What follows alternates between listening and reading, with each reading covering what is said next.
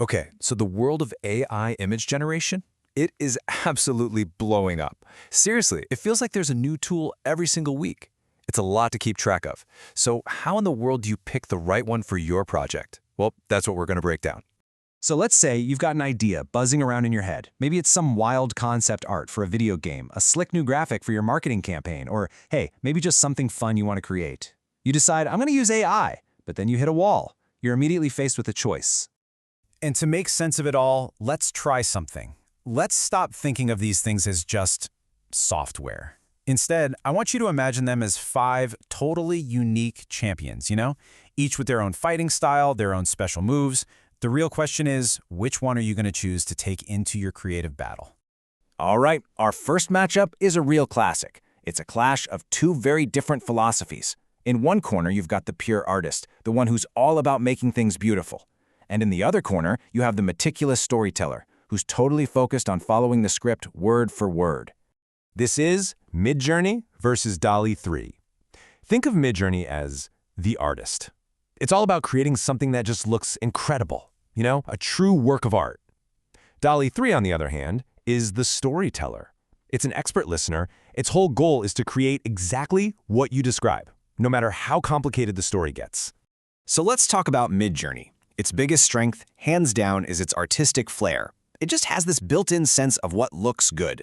It nails beautiful lighting, it understands composition, pretty much by default. It's also got this killer feature called sref, that stands for style reference, which lets you keep the same visual style across a ton of different images. It's pretty amazing.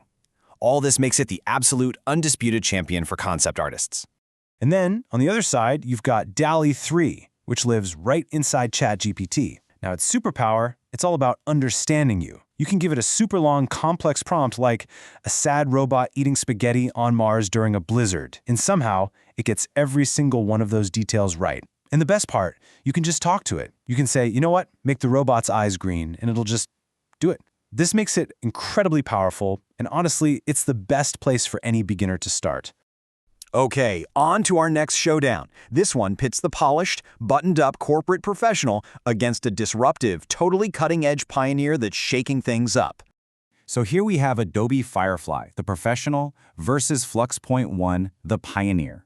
Firefly is that safe, super reliable choice that's built from the ground up for professional workflows.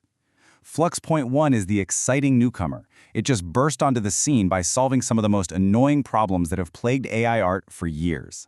Now, if there's one thing you need to know about Adobe Firefly, it's these 2 words, commercially safe. That is huge. It's trained exclusively on Adobe's own stock photo library, which means businesses can use whatever it creates without worrying about getting a copyright lawsuit. And of course, its main purpose is to plug right into tools you already use, like Photoshop. It's the magic behind generative fill. That makes it the go-to champion for marketing and corporate design teams for sure. But then, along came Flux.1, the pioneer. For the longest time, AI just could not get 2 things right: text you can actually read and human hands. It was a running joke. Well, Flux.1 cracked the code. Its ability to generate crisp, clear text is incredible, and its grasp of anatomy, especially those tricky hands, is light years ahead of so many others. This makes it perfect for things like posters or even mock-ups of product packaging, where having clean, readable text is a total deal-breaker. But what if you don't want to play in someone else's arena? What if you want to, build the whole arena yourself? For that, we've got to turn to our final champion. This one operates on a completely different level.